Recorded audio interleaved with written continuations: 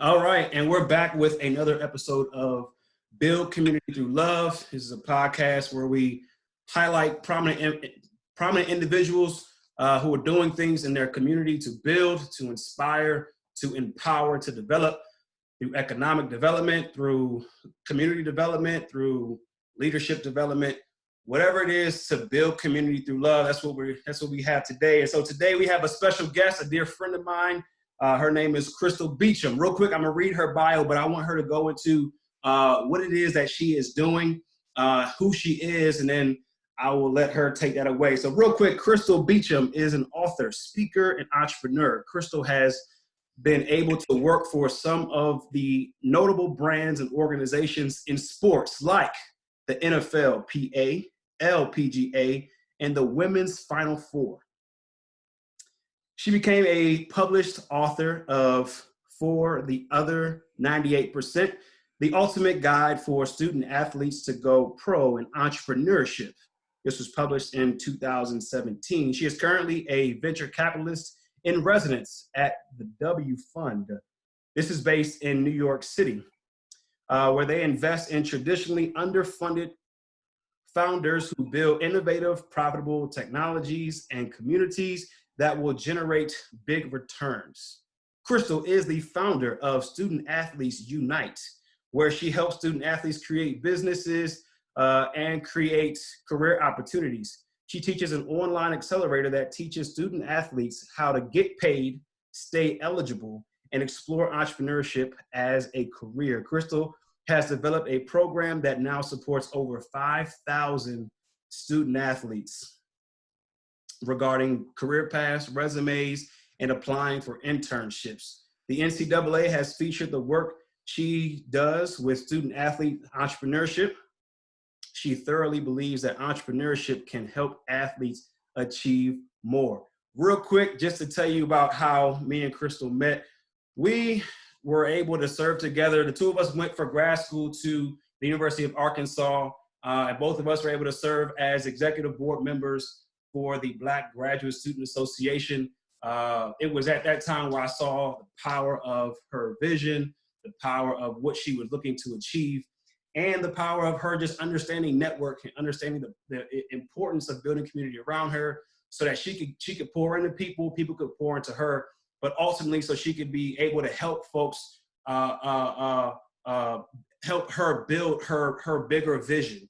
And so she has been all over this country throughout sports, throughout athletics, on the player side and on the admin side, really just plowing away, trying to support student athletes and get them to a level where they see themselves as more than just a commodity, but see themselves as a business. And so real quick, Krystal, go ahead and introduce yourself to everybody, who you are, where you're from, and anything that you want us to know. Wow, that was an amazing introduction. I do appreciate that. But again, my name is Krystal Beachum. I am a former student athlete from a small town in Texas. It's called Mahia. It's in the middle of nowhere. We have more cows than people. I decided to go the junior college route because I blew out my knee, and I stayed 2 years there, redshirted, and then I went to Henderson State University for 3 years. Again, playing basketball, got an athletic scholarship as well, and then from there, that's when I started my first business. And I knew that if I can do it, still creating money and still creating income, staying eligible, but also still excelling on and off the court, I knew if I could do it, other student athletes could do the same. And so I knew at the time I wanted to either do two routes, either go the pro route, which is again going overseas, or go to grad school. I was leaning more towards the professional route because again, like no one in Mahia has done something like that as far as like a woman, and I wanted to be one of the first. That didn't happen. I actually was I got re-injured, and I was like, okay, well let's go the grad route, and I decided to go to the University of Arkansas. Of course, that's where I met Joey. Mm-hmm. Call him Joseph. So, and then I went to I got a scholarship, but I also got was able to be a grad assistant at the University of Arkansas in college athletics. So I worked with women's basketball, volleyball, and women's tennis. And some of the things that I saw, of course, they have all the amenities, all the great resources. But what I saw is that some student athletes wanted to create businesses, but the athletic department didn't know how to help them. And of course, the University of Arkansas is one of the top 5 power schools. So it's like they have all these resources, but when student athletes are wanting to create businesses or create a side hustle, they had no way to help them. Or they would, go up the hill to the business school, but, some of the student athletes were criminal justice majors or communications majors or sport management. So they didn't have access to some of the marketing or the business courses that if you were in business administration or MBA would have access to. And so, you know what? I want to be a solution to that problem. And so that was one of the reasons why I created Student Athletes Unite. I created it as soon as I graduated. I'm pretty sure there could have been another different route that I could have taken, but I went full blown into entrepreneurship. Looking back, I'm like, well, Krystal, maybe you could have had a full-time job to help support your dreams, but I feel like I could do it by myself. And as far as the mindset, my dad is entrepreneur, my grandfather is entrepreneur, I have 2 aunts that are entrepreneurs, so I knew that entrepreneurship is possible. But, with entrepreneurship, you see the good, the bad, the ugly. And then, of course, with my mom, she was a government employee.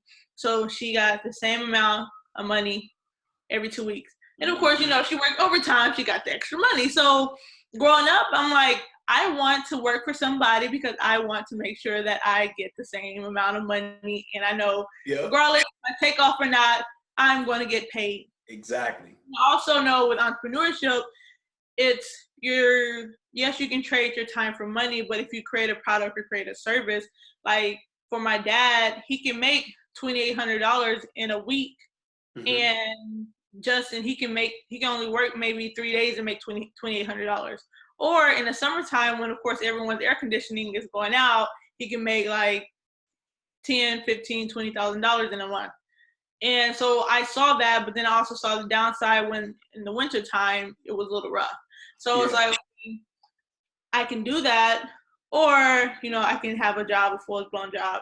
But what I learned within my first business is that once you create a product or a service that's needed, then you always sell that. You can sell information, you can sell your resources, you can sell services, as long as you are a need-based business that you can succeed. So talk to me about that though, and I actually want to go through that background because I also know that you come from a very athletic family that has gone to the Olympics, that have played in the NBA. You have a brother that plays in the NFL. I'm not sure if he's gotten traded. The last time we talked, he was with the Jets. Who was he playing with now? So he is with the Jets. Well, he was with the Jets. His contract ended and they didn't re-sign him, so now he's currently a free agent. Okay. And yes, I had a cousin. His name was Michael Johnson. He was an Olympic gold medalist. He was in track. And then Darrell Austin, he was a cousin. He played in the NBA. I think he played with the Memphis Grizzlies and maybe the Denver Nuggets, I believe. So again, we have those people in our family that played. All of my siblings, as well as myself, we all got athletic scholarships, so we didn't have student loans. Thank God, because again, that's like most people have student loans, and so for us, all 4 siblings, I get it. all 4 siblings to not have student loans is a blessing in itself, Absolutely. Especially from the background that we have.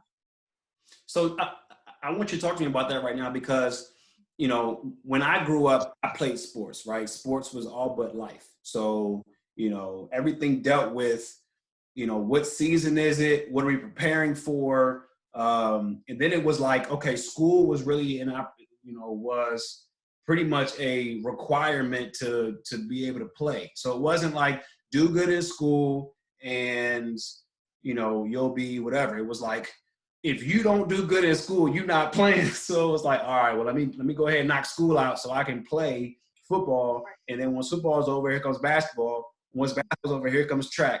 You know what I'm saying? And so, but the thought of starting a business never crossed my mind because I was solely focused on lifting weights, working out, getting better at my craft, right? Going to camps. You know what I'm saying? So at no point did me or my friends get into the thought like, let's start a business.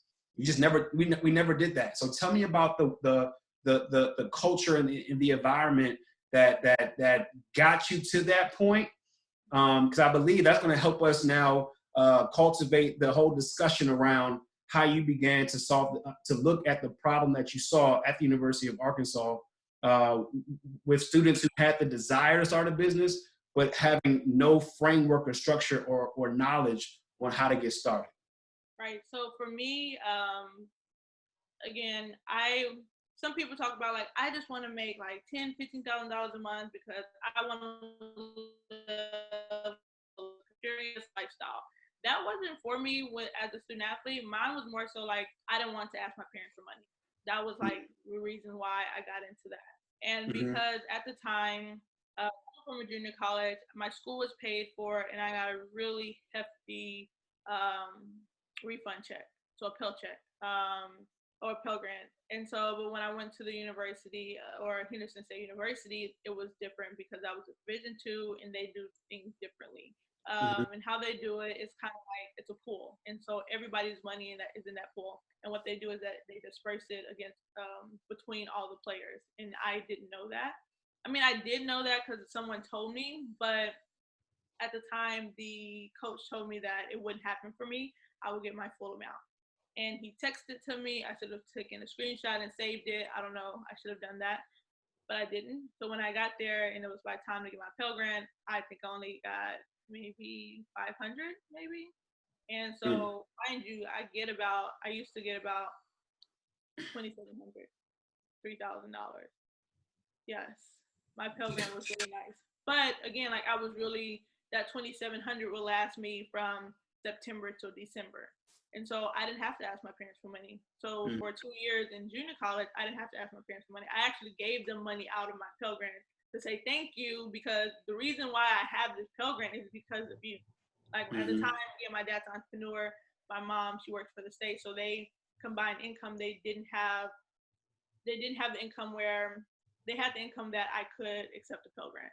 So I'm like, you know what, y'all blessed me to have this, so I'm gonna bless you all back. And so when I got there, it's like, dang, I really don't want to ask my parents for money, because at the time, my brother I think my brother was still, or he was about to graduate college, and then I still had 2 younger siblings. So in my mind, like, they have 2 younger siblings, one is about to graduate. So, graduation, like caps and invitations and all that stuff is going to add up, and I didn't want to ask them for money. And so it's like, okay, Krystal, like, what's other ways you can make income? All right, well, at the time I was in direct sales. So I'm like, well, there's a direct sales company. All you do is sell travel packages, and you can take some free trips on top of that. And I was like, all right, let's go ahead and do it. So at the time, I think it was like 150. Definitely made that back within like the 4-month period. So at that time, I was making an extra like 100 here, 300 there. So it kind of added up to the point where I didn't have to ask my parents for money. And then as far as like me learning the framework, was more so like me reading books and then applying them. So Rich Dad Poor Dad was like my first book. It helped me a lot. And then of course, like how to talk to people and how to, I think it's How to Win, Influence Friends. I forgot the name of it. But just all these personal development, leadership development books that I read and I applied to my own business is how I pretty much learned the framework of like entrepreneurship in business. And then, of course, like even at the University of Arkansas, I was able to go ahead and go to some of the free resources and free workshops that they had on campus. And I was able to expand my mind and expand my love for entrepreneurship and creating a business as well. That's awesome. That's awesome. I mean, like the thought of, being in school and being in an atmosphere where, we're pretty much, there to receive information as opposed to like going out and producing. And I feel like a lot of students go into college as a consumer, right, and not a producer, right? And so, you were in school saying, okay, well, there's a need, so I need to start making money. But I understand being in the NCAA, there's certain things and certain guidelines I have to go and have to follow, but that still doesn't mean that I don't need to make any money. I still got to make money. And so you were able to find like, okay, well, I can go out here and start my own or work for myself and not go and have to go work at the university to try to make some more money, but to bet on yourself and to bet on your skills and the value that you bring to the world. I think that's brilliant. And I think a lot of us, you know, we rely so much on systems and for people to tell us what to do and how to do it. And I think that's certain things that kind of keep us down because we're not looking to create, to inspire, to open up new ventures. You know, our whole piece is, okay, well, what am I supposed to do?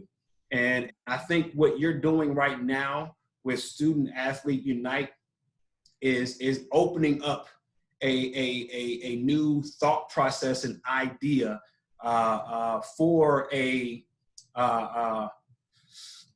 group of people who tend to be utilized to make institutions better, as opposed to, you know, being able to develop as students, develop as people. And so I think what you're doing is amazing. So I'd like you to go further in detail about what you're doing in the student athlete community and how is SAU, how did you build that?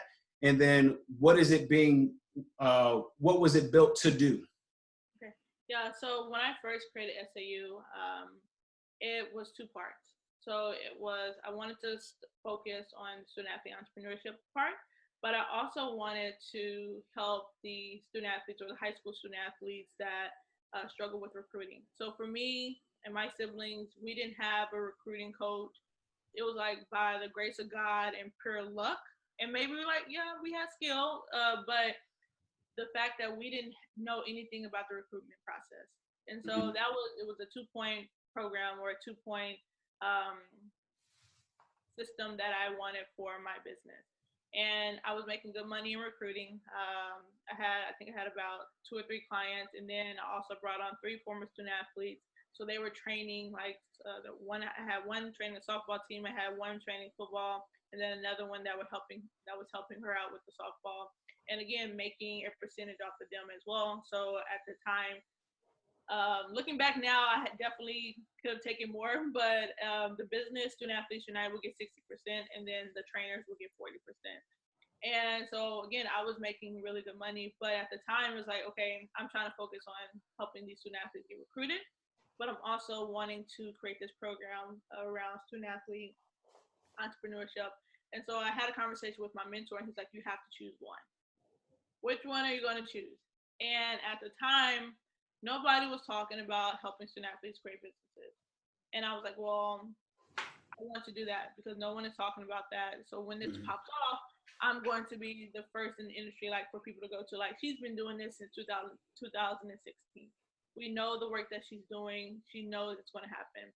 And then as far as creating it, I created everything on the on the University of Arkansas campus. So I was able to use the on-campus resources. Even though I wasn't a student athlete, I still was able to use that because I was a student. So I went to the business school a lot. I went to the business consultant. Her name was Martha Lundigan. She's no longer there. She's at Startup Junkie now, which I know you just did a event with them. And she actually like just poured into me as far as like what I was doing was needed.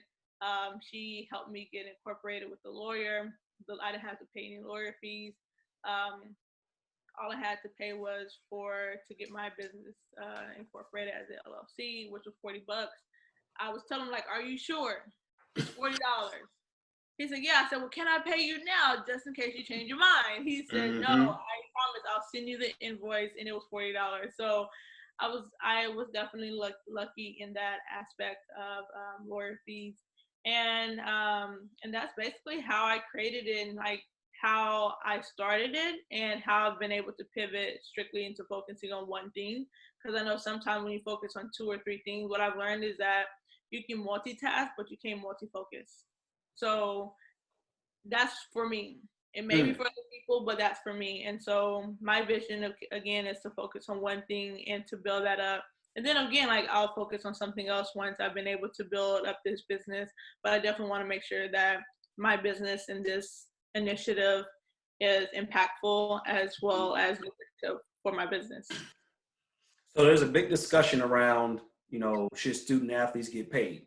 So it sounds as though you're saying, you know, that could also be the question, but the other question should be, are student athletes being trained to think like a business as opposed to think like the rest of students think, I need to get my degree while still having to toil through a grueling student athlete schedule, you know, waking up, having practice, study hall, class, study hall, practice over and over and over again.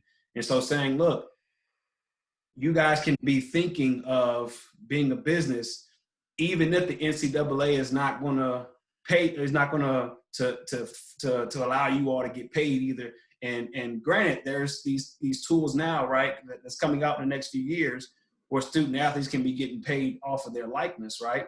But that's only going to be a certain percentage of the student athletes, right? And so how do the other, like you say, how do the other 98% make things work moving forward from that way? So what are the goals and objectives that you have in looking to inspire the student athlete community and build around them in order for them to start thinking more entrepreneurial, having a more entrepreneurial mindset? Right. I think the goal that I want student athletes to understand is that it's possible. And it can be done. And then, so over the last 2 months, I've done a entrepreneurship series that have highlighted student athletes that have created businesses in college. So again, and I think all of them have been Division I athletes. And again, Division I has been, it's a myth that they don't have the most time. They don't have any time. And it's like, there have been athletes that have created like from $100 to $500 a month. I had a student athlete that created $10,000 in a 6-month period on Etsy. And so it's like, and again, she was one of the top players and the top contenders in her conference for tennis. And so it's like, and then I had a football player that, again, direct sales, he was making a good $300, $500 a month. So it's like you see these people and you see these people that look like you, and you're like, okay, this is possible. I can definitely do this. And then as far as like, again, that yes, student athletes may have access to the name, likeness, and image, but what I want student athletes to understand is that we live in a social media world, and there are a lot of things that you can do on social media now that you couldn't do 5-10 years ago. So you can do, say for example, this Division II athlete, he's like a really good football player and he has like 10,000 followers. Okay, maybe you can do shout outs for like $5. And you can make a good 20, 30, 40 bucks just doing shout outs to help people get followers. Or there may be a Division I gymnast player or a gymnast, and she has maybe 30,000 followers, and someone wants to brand with her or someone wants to work with her, but she's a Division II player, but she has all these followers. Or, you know, there are people that want to buy things because they like, trust you, and they know you. So they're like, right now I'm working with a football player. He's an incoming freshman at a Division I football program. And he has already gotten sales just based off his community, based off his parents and his friends and his family and brothers and sisters and just everyone that knows him, likes him, and trusts him. And this is without any social media. And right now he has about 2,000 followers. So imagine once he gets to the university he plays at, maybe in 4 years, he builds up his following to about 10,000 followers, but he still started that t-shirt brand. So that's 4 years of consistent income, like $100 here, $20 here, $30 here. And it's like, once you start, yes, it's going to be hard. It's extremely hard because you're still trying to figure it out. But after 4 years, that's when a lot of businesses hit because they've gone through the trenches.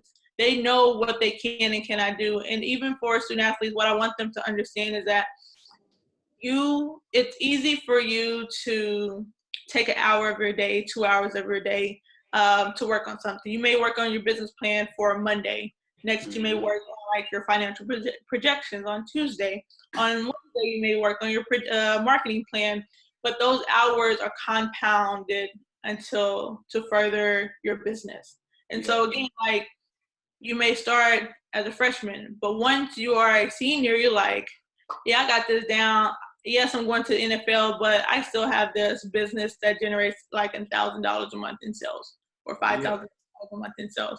That's just going to be my play money, or that's going to be money put back. Or even if he's not going into the NFL, he's like, you know what? I'm just going to go full time into my brand, and I'm going to scale it. But you've learned and you've been able to use these on-campus resources to learn more about your business and how you can better help your business, that when you do graduate, you have options. That's what I want student athletes to understand, is that you have an extra option. So and the good thing about you is you're doing this not off of something that you've learned, not off of books you've read or other people's opinions. You've learned this from your own experience, because if I remember correctly, and I'll let you take the story ahead, but I remember talking to you right before you graduated, and as you were writing your first book, you were saying, you know, your mentors was like, why are you leaving graduate school and not pursuing a job? Like, you went and got a master's degree. Do you know how marketable you are, you know, for employment or for different career paths? And you said, I get that, but you know, what they did not know was you come from a lineage of entrepreneurs, have understood the risk involved and have done the whole risk assessment, and you understand, you know, what it looks like to be an entrepreneur. There are going to be highs, there are going to be lows, but understanding that, you know, you already had the foundation to say, I'm betting on myself, I have value, and I have content, and I have identified a problem in a niche area where I need to now impart my wisdom and impart, you know, all the things that I've learned, and start teaching, you know, people how to gain different streams of income, even if you are an athlete, when the mindset is, you know, work hard, give us your body so that you can make us all this kind of money, even if you don't get paid in return.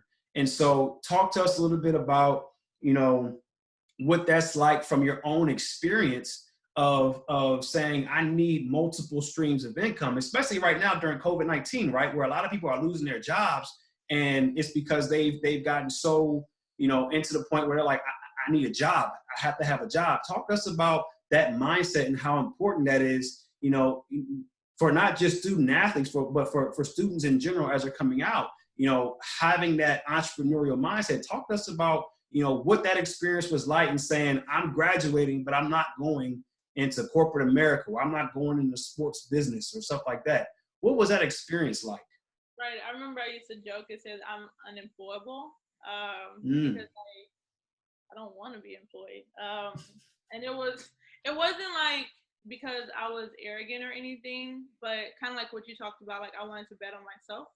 And again, I've done internships and graduate internships, so I saw that, you know, you can be in this position and you're making $36,000, but it's like I also have a master's degree, but it's still capped at 36,000, like starting pay.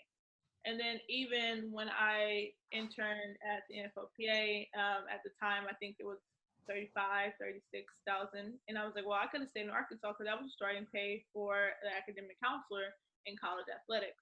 But what I've learned is that once you work in sports, it's it's a cool job. Like working at the NFLPA, that was a cool internship. Like I did a lot of amazing things. So I worked with the NFL draft. I worked with Madden. I was able to work on the Colin Kaepernick royalty report. So again, it was some really cool stuff. And even at the University of Arkansas, but it's like everyone can do that job. Like if you don't want it, cool, we'll find somebody else that wants it, because everyone wants to be a part of this industry. And I felt like for me, it's like I could, even within college athletics, like I turned down a job at Kansas State. Like there was somebody who wanted to connect me, like, hey, there's this job opening. I know you're about to finish your degree. You should get this job. And I was like, no, I'm okay. And she was like, but it's a good job. I understand that, but I'm fine. I'm okay. But it's because, you know, within college athletics, there's a lot of politics that plays into that.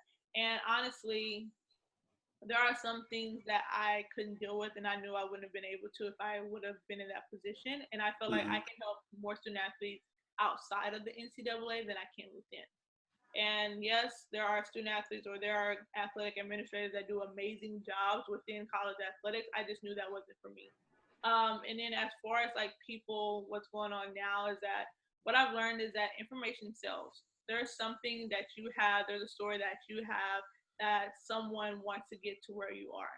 Whether Yeah. it is a student that has passed chemistry and there's somebody that is in that chemistry class and they're like, I will pay you to help me tutor.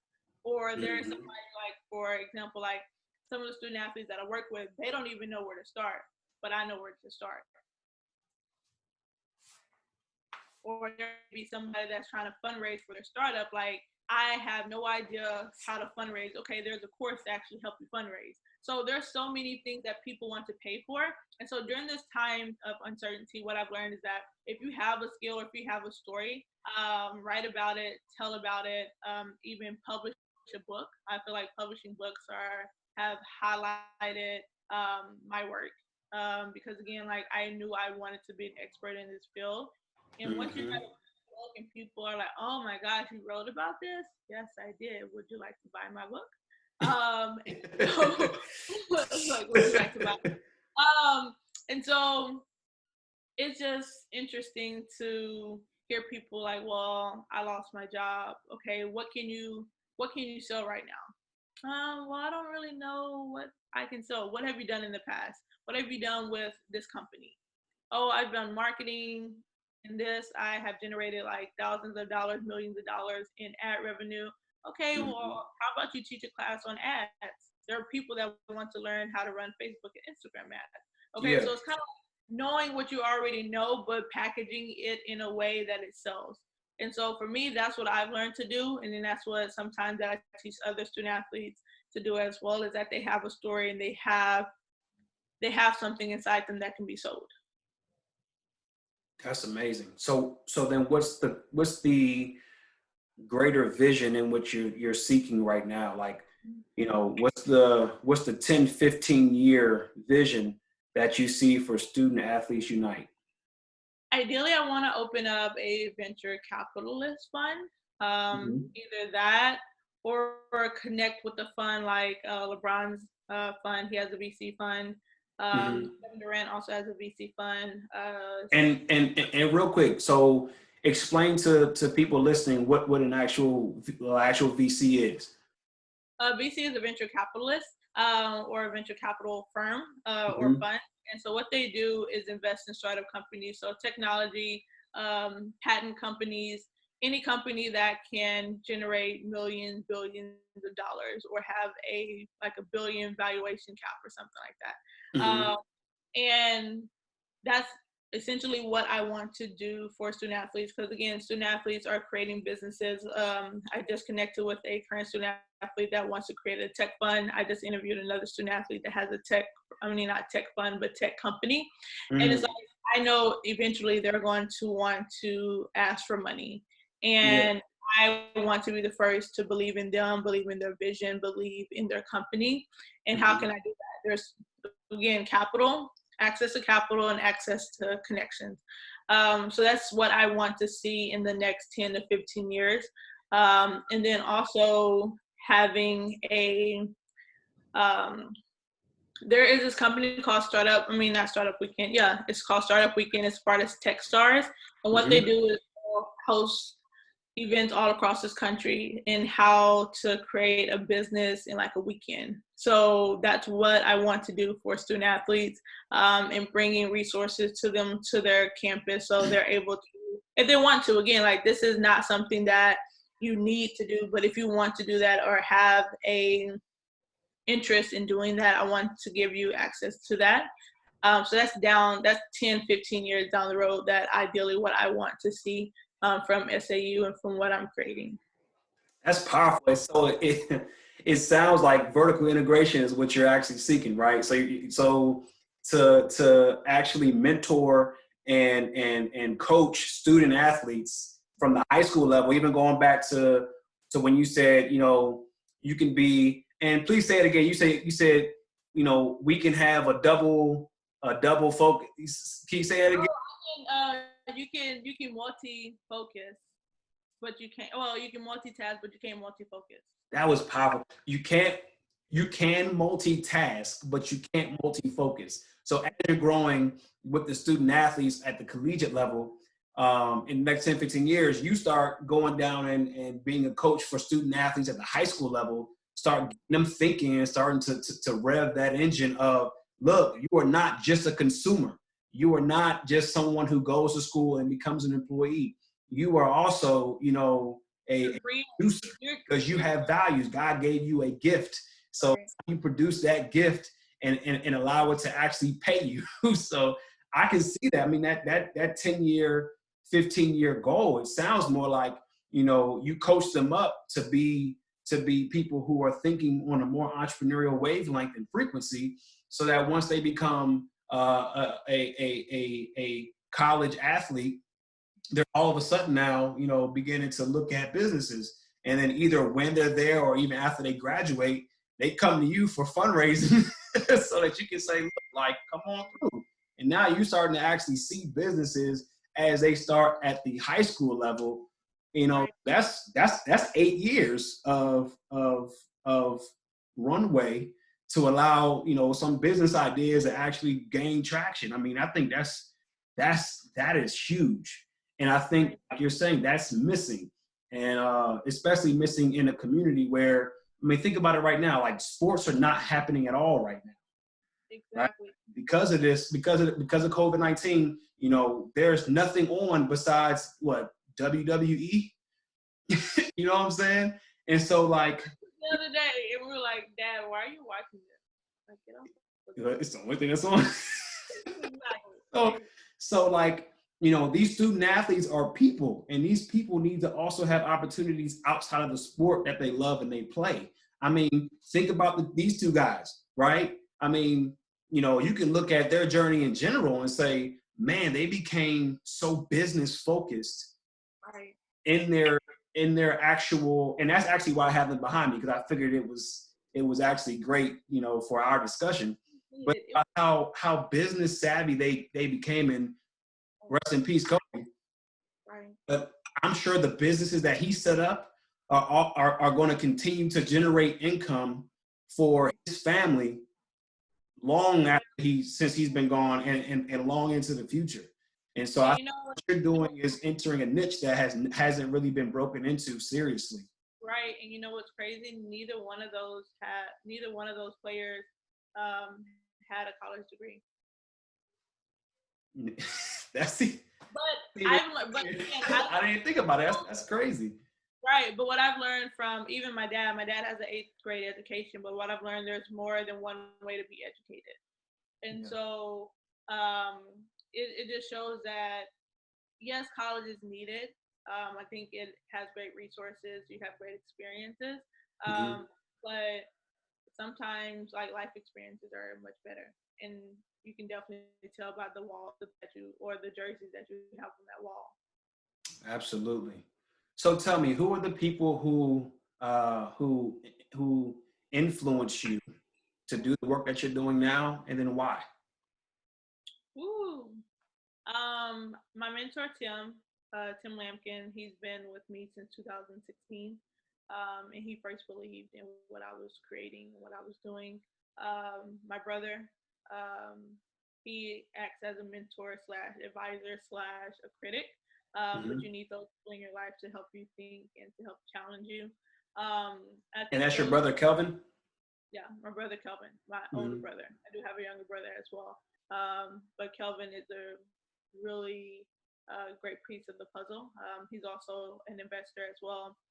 So he invests in these companies as well. And he sends me decks and, keeps me on my toes as to what companies that should he invest in and why. And so he has been a really big part in my development. I don't really have any women that support, or not even women that support, but that I look up to. I do have one. Her name is Erica Smith. She's been supporting me since day one. Always, she's actually one of the people that I mentioned in my book because she created business in college. It was a startup company as well, and now she's an investor. So those are the people that not only I look up to, but that have been with me since day one, since this was a vision, the ups, the downs of everything. So those three people have been with me along the way. So with the ups and with the downs, with having experience of your father being an entrepreneur and having his own business and coming home with, the highs of highs, but also coming home with the lows of lows, what types of challenges have you faced since you've been out of your master's program and as an entrepreneur, pretty much moving from Arkansas to, Washington, D.C., where the price of living is completely different, being up in the Big Apple where the price of living is completely different. How are you overcoming some of these challenges which you're facing? So for me, I think the hardest part has been the fact that people didn't see my vision at the beginning of this in 2016. Because again, at the time, I had brought it to the University of Arkansas, and it was more so like, oh well, just create a business plan for this initiative. And I'm like, I just created a 15-page business plan for my business. Why do you want me to create it for this? And at the time, again, looking back, it was just an idea. But if they would have taken that idea and created a program around it, they could have been the first of its kind to be at a SEC. And again, imagine being on a recruiting trip and like, hey, we do all this, but we also have a program that if a student athlete wants to create a business, we have a program that would allow them to do that, but also allow them to stay eligible.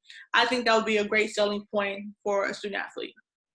Like, just me personally. Like, oh, I'm sending my son a football player. Yes, I know he may be going to the NFL, but I feel like this initiative, if he wants to create a t-shirt brand, I want him to go to this school because this is the only school that's offering that.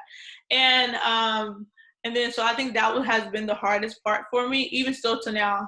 Thankfully, people are coming around because the rules are changing. And it's like, oh my gosh, like Krystal, we know you've been doing this for a while.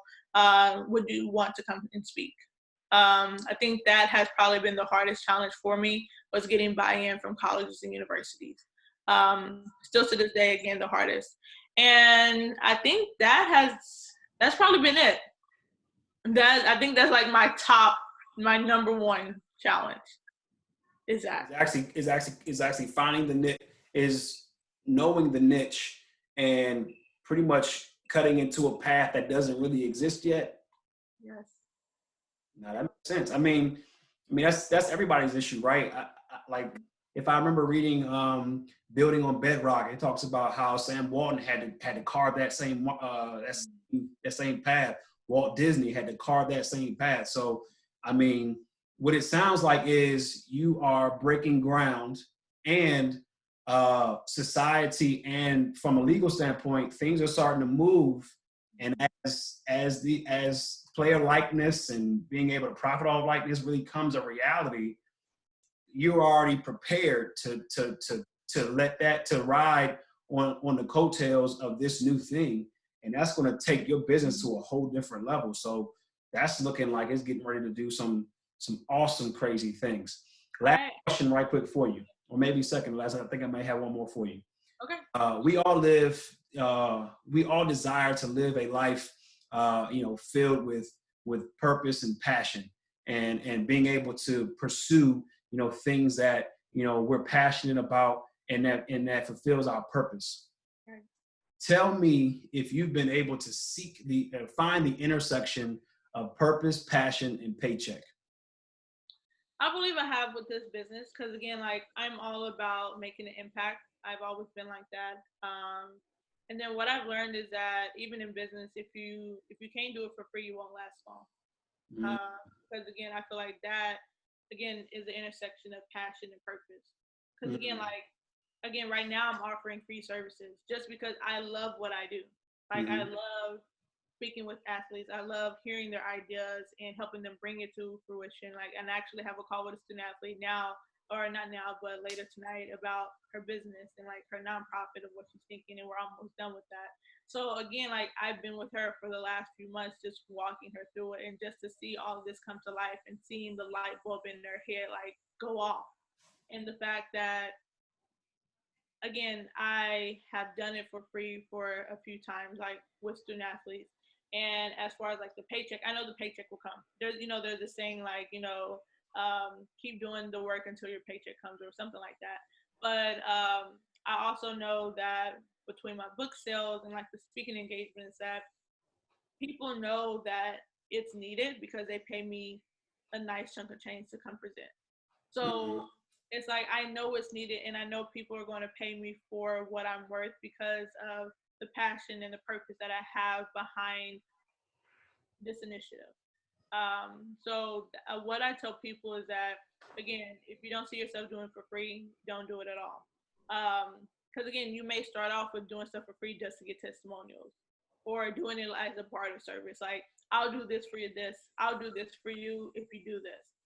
So for me, again, like I decided not to continue with my launch of my program for my online accelerator, because that was during the time where they canceled all of the athletic events. And again, like at that time, it's not the time to be like, well, you might as well just start a business, like just start a business with me. But right now, these student athletes need support because nothing like this has ever happened. And so for me, it's like, okay, well, I will give you 30 minutes of my time if you give me a testimonial, because I know I'll be relaunching soon, and I know that I will need this. And again, if I add value to it, if I don't, cool, there's no love lost. But the fact that I know I've been adding value to these student athletes, the fact that they've been able to send me amazing testimonials because of that. Because again, I know that in the next few months, I'm going to relaunch, and I know I'll have a full class, and I know for sure I'll get paid. I will have a 5-6 figure launch because of that. But because I put the free resources at the beginning of my launch. So, yeah. Wonderful. So, Krystal, have the last word. Let everybody know, like a nugget, drop a piece of advice. Please just inspire the people right quick. Right. So I'm going to leave this with a quote from my dad. My dad used to say, you got to learn to lose before you learn how to win. And he used to say that during my basketball games. Again, my entire team wasn't very good. I was pretty good, but my entire team wasn't. And I apply that in life today, because like losing is just like lessons. And, the more you fail, the more you learn. So actually you just have to fail faster to learn faster. And I realized that once you do win, and once you do make that money, and you master your craft and you master your message, that you look back and like, the reason why I'm able to do this now is because of all the lessons that I learned prior to me winning. And so that's definitely what I want to leave with the people that are listening, is that just make sure that you learn fast. You fail fast to learn fast. That is fantastic. You have to learn how to fail fast so that you can begin winning. That is fantastic. And winning fast. Thank you so much, Krystal. Thank you for being on this episode. I really appreciate it. You have dropped several great things for our community, our audience, and you're doing fantastic work. Keep up to the work that you're doing. Don't stop, because the community needs you. Keep on pursuing, and we look forward to your seeing you in the next 10, 15 years as you build this empire that you continue to work towards building. So this is the Build Community Through Love podcast with Krystal Beachum. We are blessed. We are honored. Thank you so much, my sister, my queen. Keep it going. This is the Build Community Through Love podcast. Tell them.